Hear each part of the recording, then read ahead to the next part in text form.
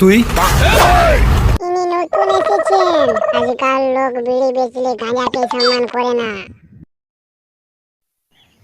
কাকা শুধু নাম, আগে পিছনে কিছু নেই। এই নামটা এখানে জন্মালটাকে বলবে, সেই মালটা আপনাকে বলে দেবে কাকার গাঁজা কি জিনিস।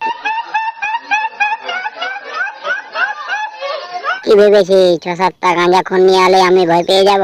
তোর ড্রেস দেখে মনে হয় তুই রাস্তায় রাস্তায় গাঁজা বেচে খাস। আমার যে বিড়ি বানায় সে তোর থেকে ফিট ফাইনে থাকে। কিরে এবার দেখি কি মনে হচ্ছে গাঁজাখোর না তোর বাপ? তোর বিড়ির দোকানটা আমার নামে লিখে দে,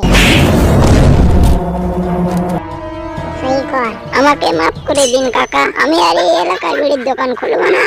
তাড়াতাড়ি সাইন কর সারা, তোর জন্য আমার গাঁজার ব্যবসা মায়ের বয়ে যাচ্ছিল। বিড়ি হাতে নিয়ে খেতে খেতে মাঠের ধারে ফস করে নয়তো ভক করে হারা যায়, ব্যবসা করা যায় না।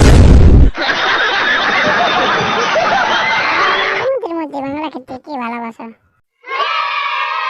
সারা সব মাতালের দল।